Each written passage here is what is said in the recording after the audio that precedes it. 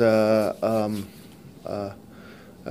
try and generate discussion. We haven't talked about the esophagus very much, and so this is, I think, an interesting case because it presents some management issues. I was kind of hoping one of my colleagues would be here who would do the who had done the endoscopies, but we'll figure it out as usual. Can you turn the lights up just a little bit in the because we don't want the interns to fall asleep. All right, so we'll go ahead and get started.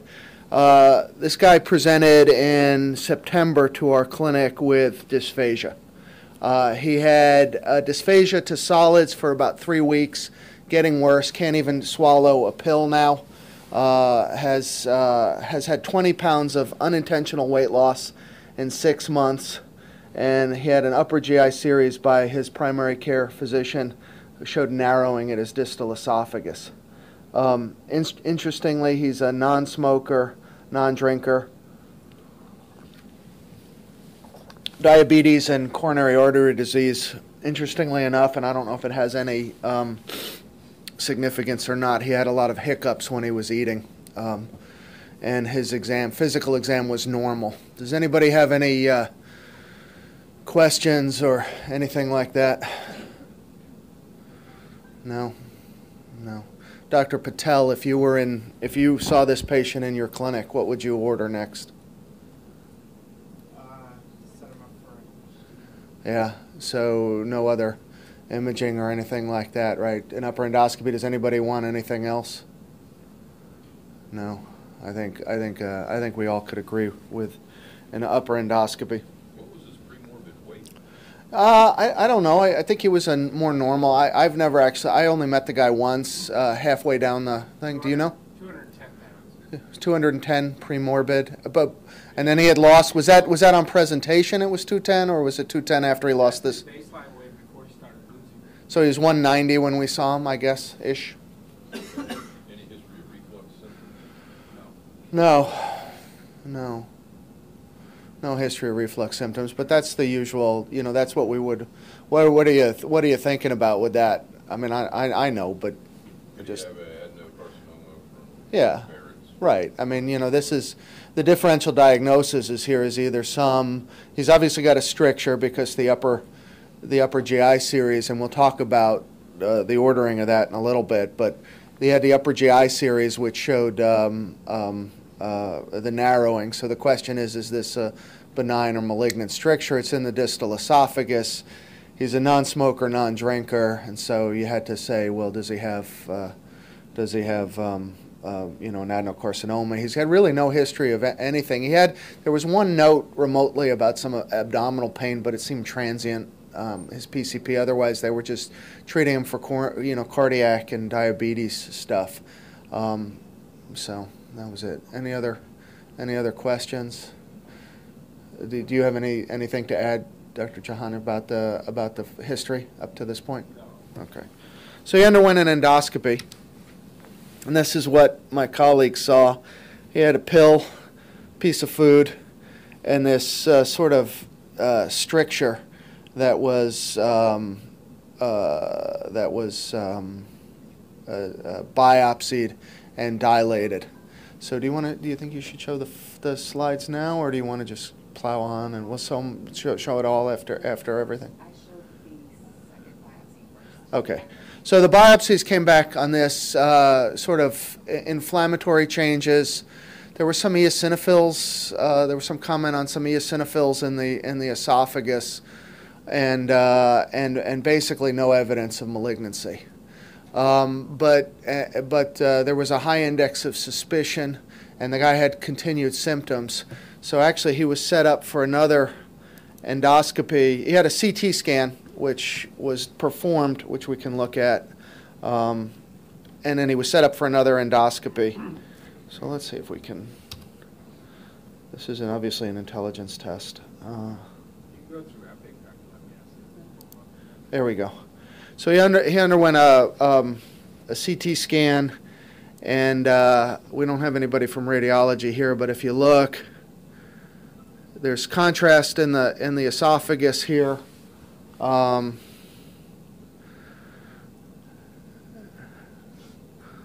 Really not a whole lot going on. read as relatively normal. In retrospect, you got to wonder what this is here. You know, there's an area of fullness at the cardia, but this was read as essentially normal, or no other issues. I guess they thought it was under-distended. The G junction can be pretty problematic with looking with evaluating it. We get called a lot for thickened G junction, and because it's sort of out of plane with the rest of the body, it can be pretty difficult to tell the difference. But the CT scan was read as negative. My colleague who did the procedure had a high index of suspicion, plus the guy was still symptomatic, so he set him up for, see, that looks ugly to me, but maybe I know what's there. This is what you were talking about earlier? Yeah. So he went... So when they did the endoscopy, did they retroflex like they normally? Yeah, I didn't. He didn't see anything. He basically saw stricture and didn't really see much coming through the cardia. And really, it was sort of just this stricture type of a thing. But the guy didn't get any better, so he brought him back in like a week or so. And this was the second endoscopy. And so he dilated it to a larger size. So this is the stricture here.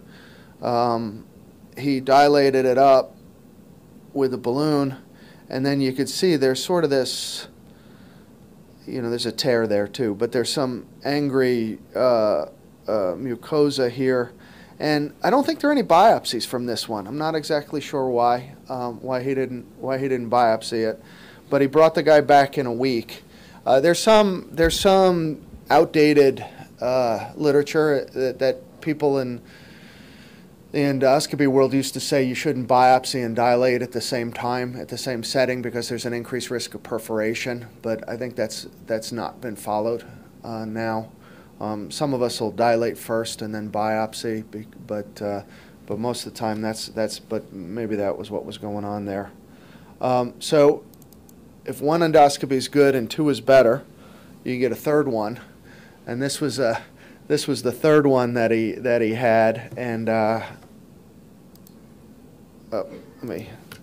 EGD2, that's EGD3. So you can see this is just a week later. This is closed up again. He's got this shelving, got cracked open again, and then this got biopsied, and then we had sort of an answer, I guess. So you want to take it from there? Any questions? No.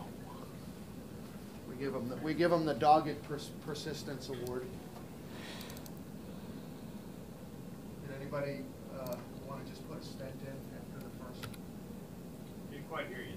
Oh, I said, you know, the temptation is, and we'll talk about it, there's a lot of talk now about refractory strictures and dropping a stent in and injecting with steroids and stuff like that. So I think that it was good that they just kept biopsying.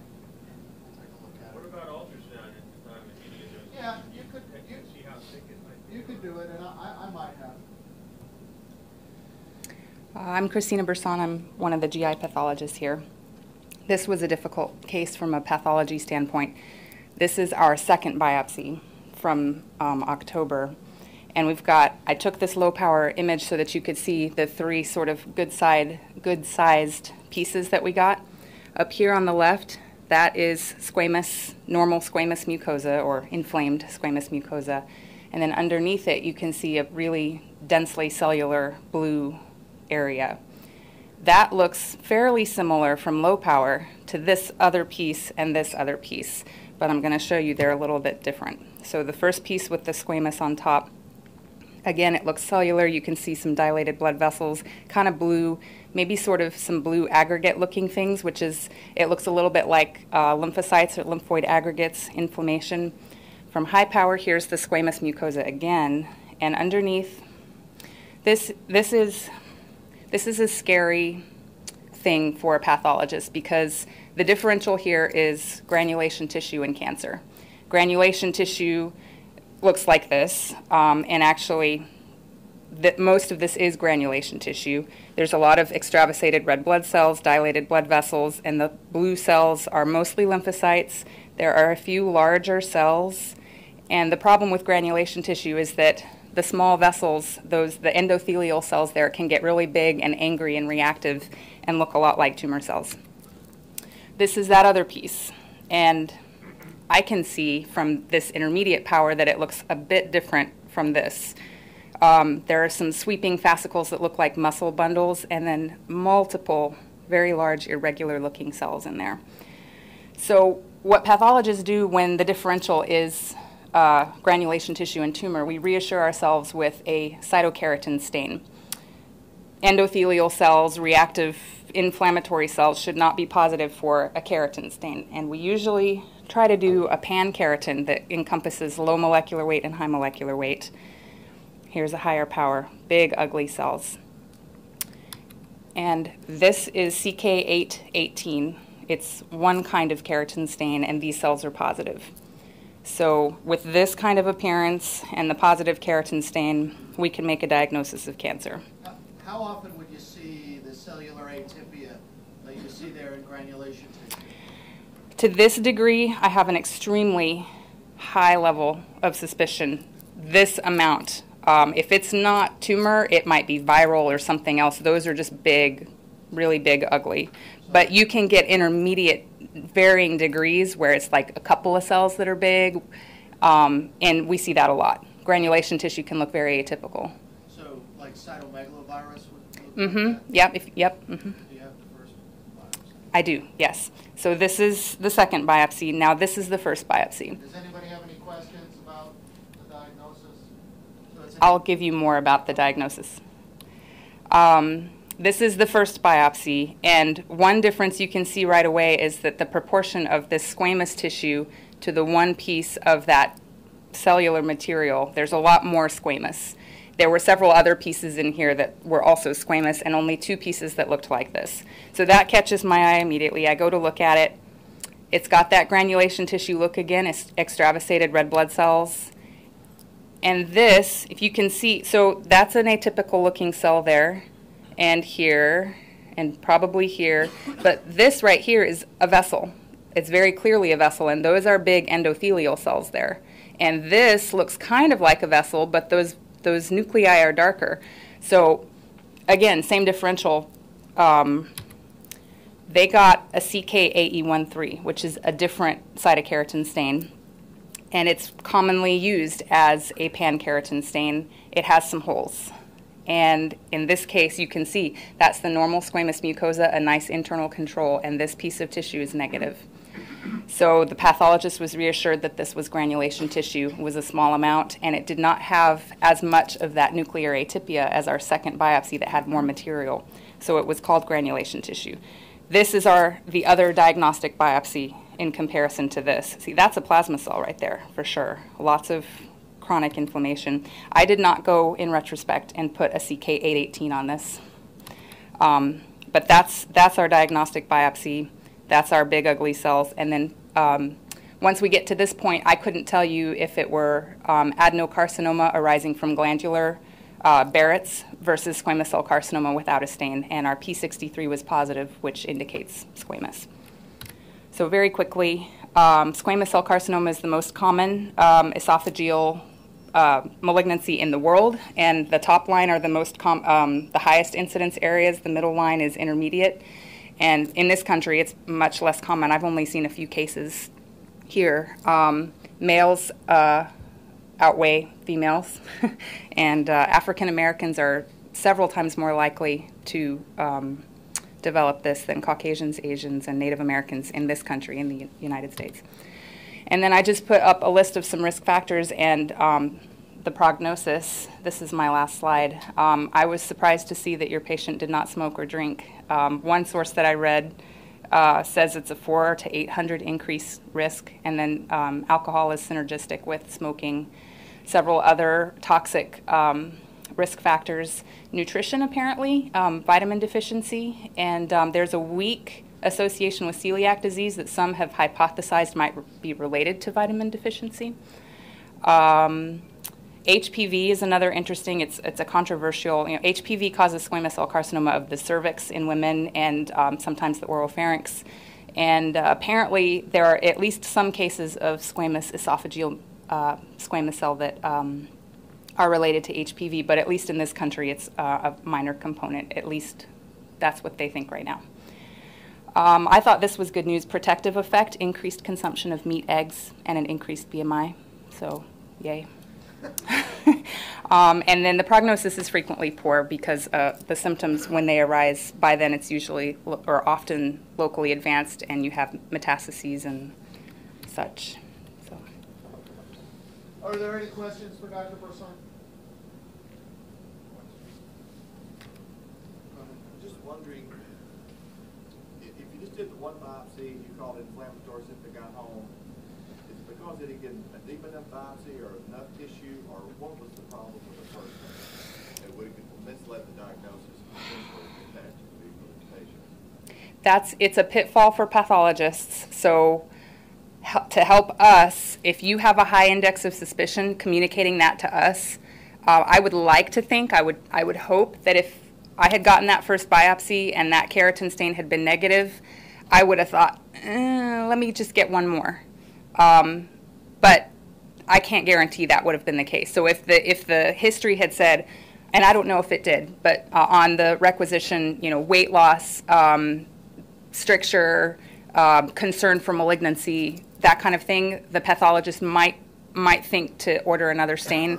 Also and I don't know that anybody could have controlled it, but the amount of that lesional tissue in the first biopsy was a much smaller percentage as you might see in an ulcer with granulation tissue, whereas it was the majority of the tissue in the second biopsy. So I'm not sure really. I mean, retrospect is, perfect 20/20 vision, and I'm not sure. It may just be something that kind of fell between the cracks in this case that would be at least partially unavoidable. I'm not sure. Dr. Patel? So, coming off that, the CK818 stain, would that have helped? Like I said, I did not repeat it on that first biopsy when I got the second one. But so something else that we've done in pathology, actually, as a result of this case, the CKAE13 is conceptually supposed to be a pan-cytokeratin stain, but we know that it has holes, and we actually developed and implemented a better pan-cytokeratin stain that really doesn't have any holes in it. It actually stains everything. But as a result of this case, we implemented that, and so if that were to happen tomorrow, we would get that stain, and it would most likely. This is also so poorly differentiated. It's pretty unusual to have a squamous cell that's not AE13 positive. It's just like a perfect storm.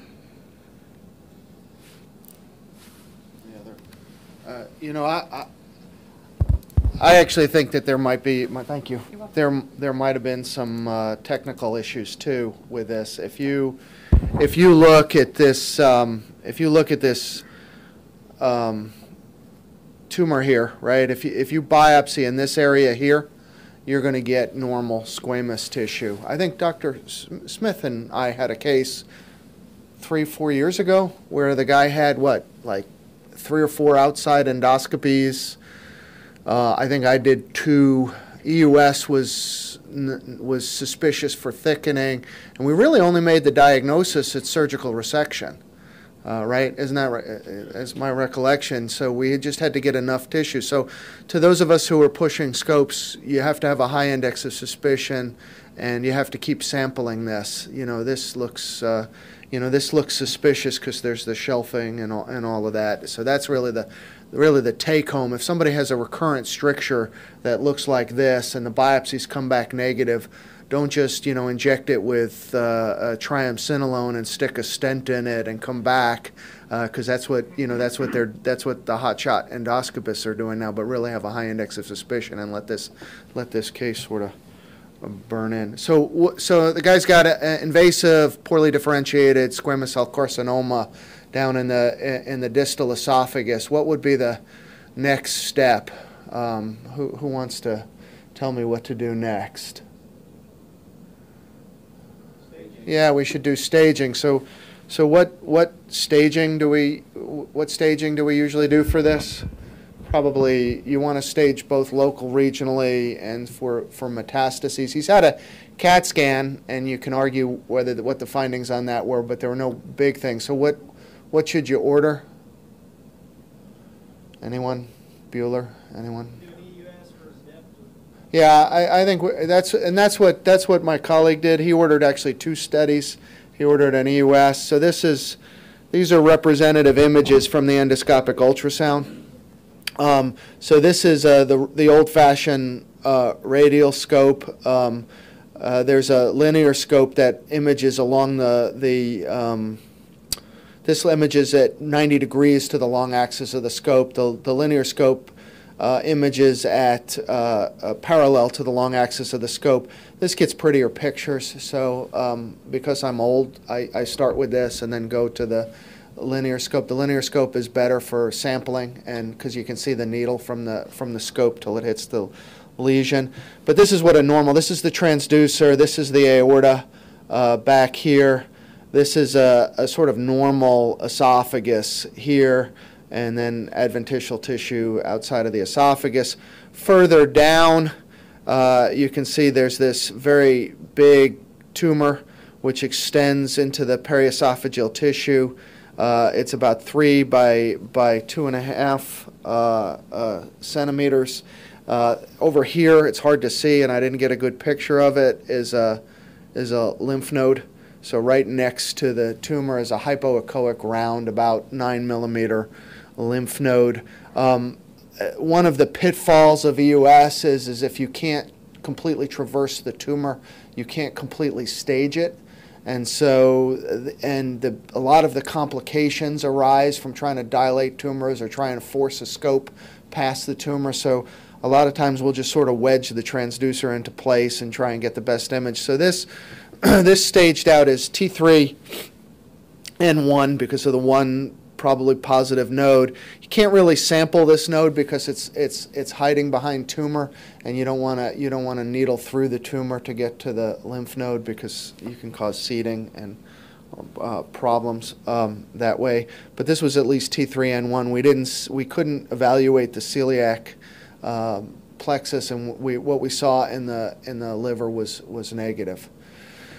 So they ordered a PET scan on the fella, and he had, I'm terrible at PET reading, but he had basically it lit up at the mass lit up was PET avid, and he had a lymph node that was further down that didn't have a lot of avidity, and there were a couple of small areas in the liver that they were possibly concerned about, although they were equivocal. That was what the reading was, and I'll see if I can show those. So I don't know, were you involved in it by then? In this by then? Definitely. No, I just saw him first time last week. But if you want to show the liver lesion, go back to that series. Yeah. Go up and slow down right there. So you look at just slightly posterior and lateral to the fourth vein, right there. Yeah. So this area was not anything suspicious back in October. So this happens in a matter of 6 weeks. So they. So also, if you show the fused images of the PET CT. They were back down here. Tumor involvement and lesser curvature of the stomach. Yeah. Can you, please repeat? Nobody in the room heard you. Oh, I'm sorry. So, if you look at the extent of the tumor, is this on? Is this thing on? Can you see me behind this? There you go. So I just wanted to point out the extent of the tumor and extension towards the lesser curvature of the stomach. So it's important, to know the extent of disease and what the possible future resection might look like, because you need 10 centimeters of proximal margin and technically 5 centimeters of distal margin. It's hard to tell where the lymph nodes are at this point. And if you look at the attenuation corrected images, which is that black and white speckled scan, that area in the liver is not photopenic.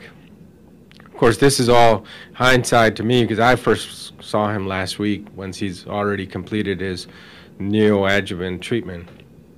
But I spoke with Dr. Mazahir, and when we looked at that area in the liver, A, it wasn't there in October, and 2, it was slightly avid. So certainly doesn't hit you over the head the way the Right. Well, you'd have to look at the attenuation non-corrected. So they actually did an MRI to try and evaluate that area, and really the MRI reading was not very helpful, except for they found the dreaded tiny branch chain IPMNs, the 2 millimeter IPMNs that were obviously going to make a big difference in this man's life, and they reported that out. But other than that, they didn't see anything. So because of the thought at the time that it was sort of not locally advanced, he was I think the oncologist began neoadjuvant chemotherapy on the guy, and he started with carboplatin and Taxol, and then XRT. And with the idea of shrinking this down, and then I guess as he got near the end of that, I guess they got you involved for surgery. He's actually done relatively poorly with the chemotherapy. He's had about 3 admissions for dehydration and abdominal pain and weight loss, and he's had several emissions. The restaging CAT scan, which we can look at, has shown some, and I haven't. He had a. He hasn't had that yet. He hasn't. No, he had one. He had one on New Year's Day. He had a CAT scan, which just showed some thickening of the esophagus, but. I think that was done when he showed up septic with the bacteremia and a port was taken out. What's interesting is the G junction stuff looks better here. But there's some thickening of the esophagus compatible with the above the area where the tumor was. Otherwise, there's not a whole lot. There's this. So that area actually you don't see as well. It seems to have shrunk, and that could be treatment effect. Hey, Lou, Yeah. what did you do about his recurrent esophageal stricture, and what did you do about his nutrition? Yeah. Yeah, so I don't think that they did very much of anything. I think he actually had a I think he had a peg tube placed. No, he didn't. No, he didn't. He didn't. So I don't think they've done much of anything for it, and I think he's continued to lose weight. Is that my understanding? Total of 70 pounds by the time he showed up last week. Yeah. He had lost 21 pounds in 13 days. So I think that's an. What's that? How's the peg tube bowed for a future resection of? Not good. Heard that's taboo. Right. Yeah, I wouldn't have. Jejunostomy. Yeah. Yeah, you could do a jejunostomy So too. why no feeding jejunostomy? Why no stent? Why no interest in this guy's weight loss and nutritional status? Yeah, I'm not sure I know the answer to that because I think that you certainly there used to be a concern about stenting and then radiating, but I think that those concerns have been there have been a couple of trials now that said that you can certainly stent and radiate. I will say stenting in this area would probably give the guy a lot of reflux, but he probably could eat. I think a feeding jejunostomy is a swell idea. I think sometimes it's hard to get them, So, put in, but for esophageal perforation in that area, it's hard to treat with a stent because of migration. Does the malignancy allow you a better hold of the stent? yeah. Malignancy is a lot easier to place a stent. The big issue is if you bridge, at either end of the esophagus, upper in the upper esophagus, you get a foreign body.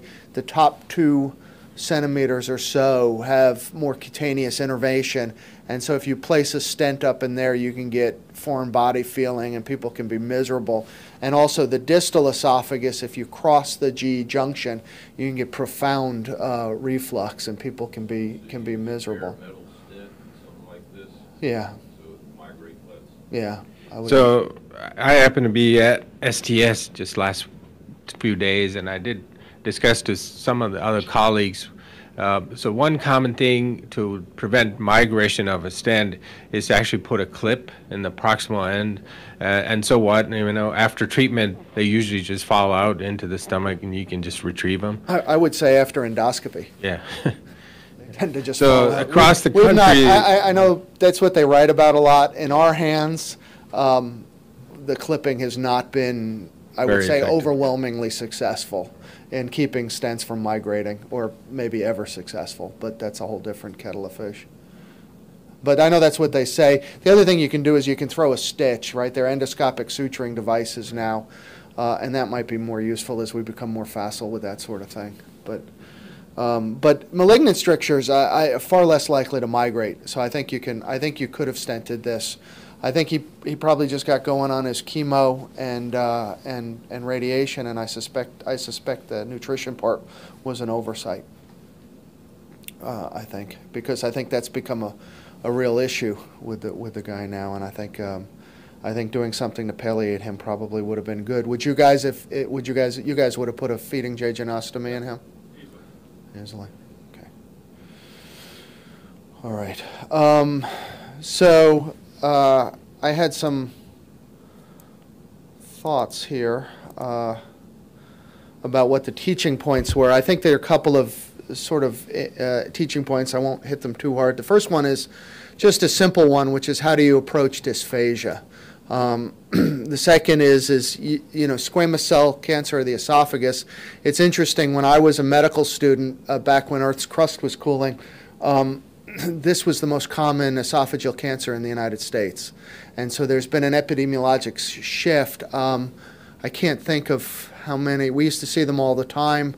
We almost never saw adenocarcinoma. And now I think in 8 years here, I think we've seen 2 or 3 squamous cells, whereas most of the cancers are adenocarcinoma.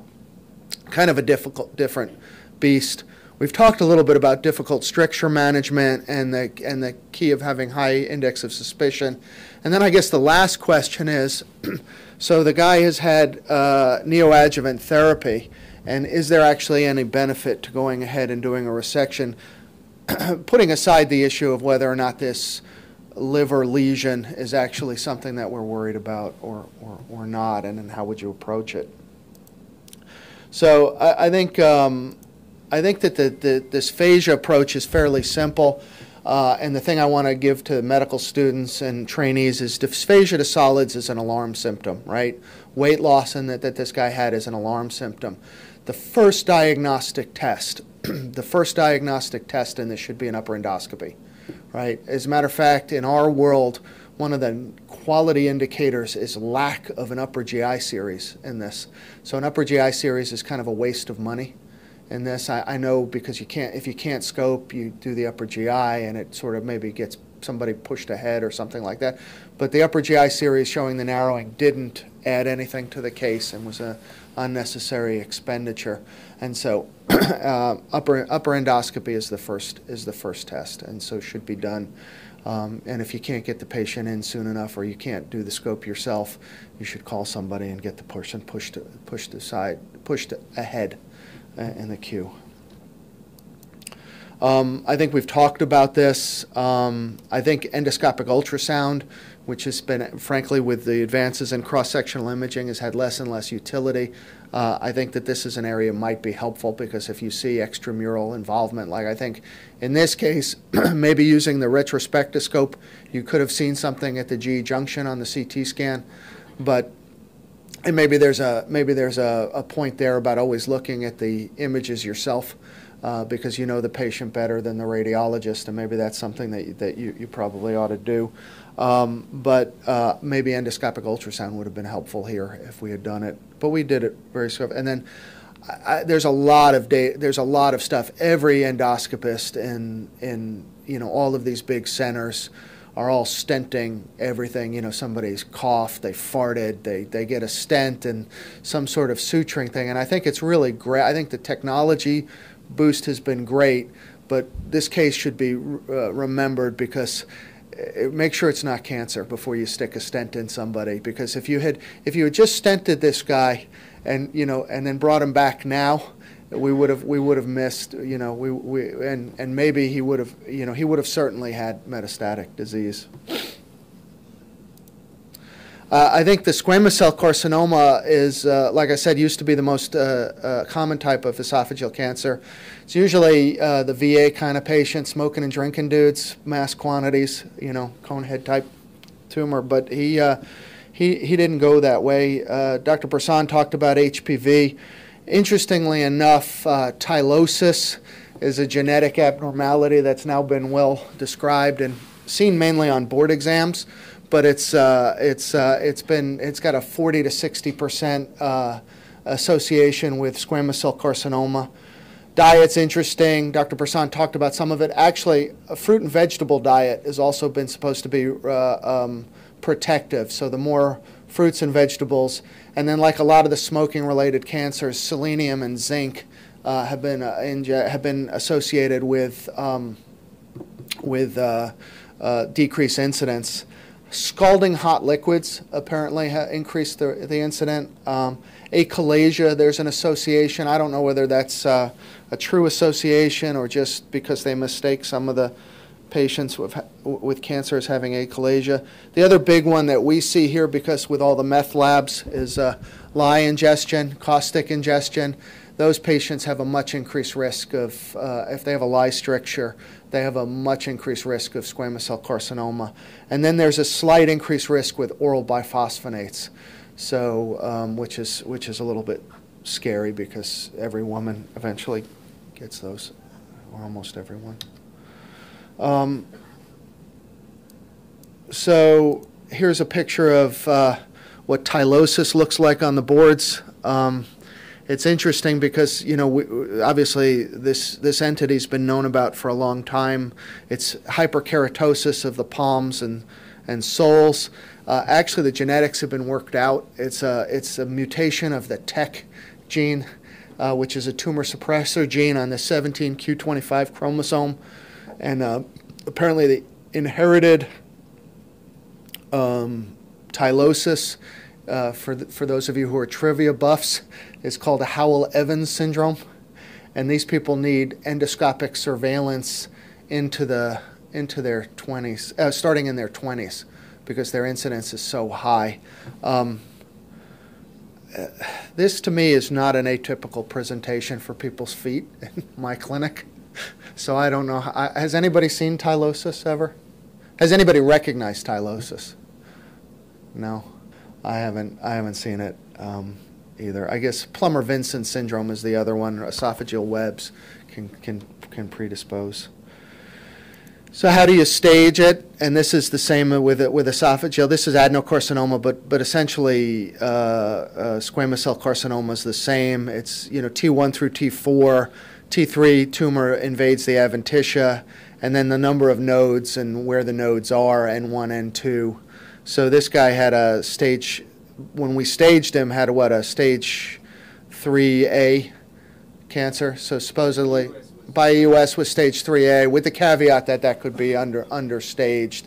And so those people, I think according to the guidelines, would supposedly benefit from neoadjuvant therapy, chemo, and radiation. Is that the current? You're coming in hot from the presses from the Thoracic Society meeting. Right.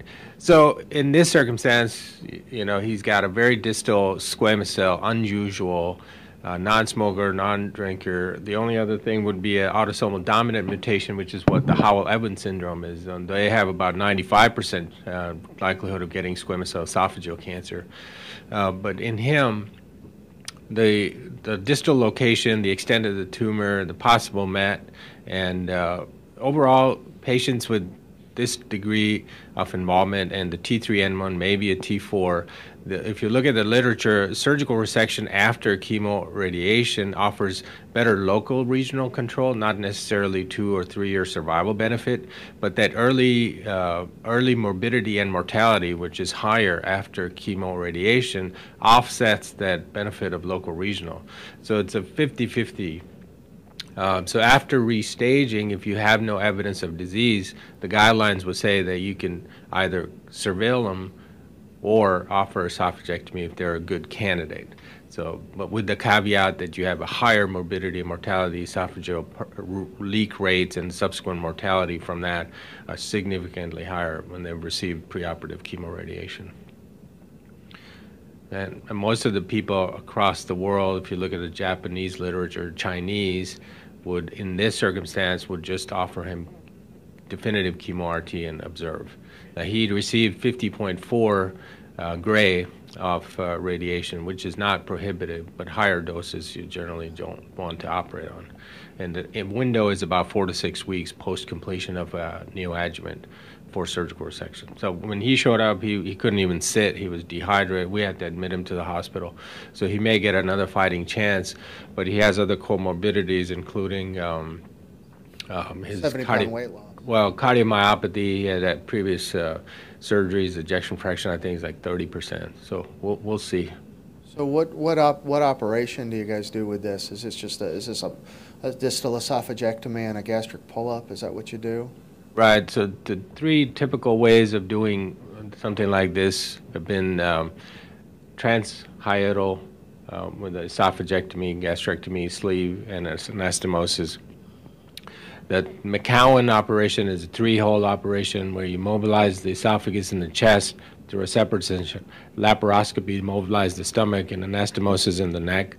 And then the Ivor-Lewis, which is a laparoscopic and thoracoscopic or robotic, where you have mobilized the stomach into the chest and do an intrathoracic anastomosis.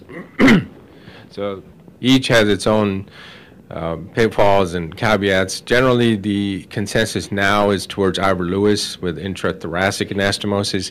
You have a lesser incidence of recurrent laryngeal problems, but if you do have an anastomotic leak, the complications from that are higher in Ivor-Lewis.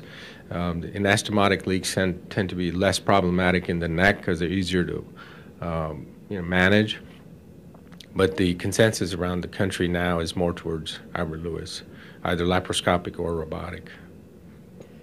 Does anybody have any other comments? If Dr. Smith, if this guy gets resuscitated and plumped up, and they do the restaging and there's nothing, would you favor operation on this fella? If you restage, didn't have anything in biopsy or continue to be negative, no. His recurrent stricture may be a reason to do something. He can't live with a stent in his esophagus the rest of his life. So if you keep dilating him and he keeps stricturing back down, and he has to go through that once every week or two, I don't see a good lifestyle for him then. He's not going to eat. He's going to continue to lose weight. So despite a negative staging, he may need something surgically done for this chronic stricture he's going to have. That's interesting. I haven't seen him. I don't know. Can he eat? No. He can swallow. He does not have obstruction, but he has significant postprandial pain. The food doesn't stick. He does not vomit, but every time he eats, he has intense pain. I think it's probably just esophagitis, having finished his radiation just 2 weeks prior. So I did a little literature review, and then we can sum up. It's interesting. Most of the action is on limited disease now. There must be 25 papers on endoscopic submucosal dissection and limited endoscopic resection of limited disease. I've never seen limited esophageal cancer, certainly not squamous cells. So, I mean, I haven't been doing this a long time, just 30 years. So I've never seen it, but I guess if we do see it, those are an option out there, maybe. And maybe other centers have it, and it's interesting. One of the couple papers just came out. XRT dose does not seem to correlate with overall survival. So you may be better off, especially if you're planning surgery.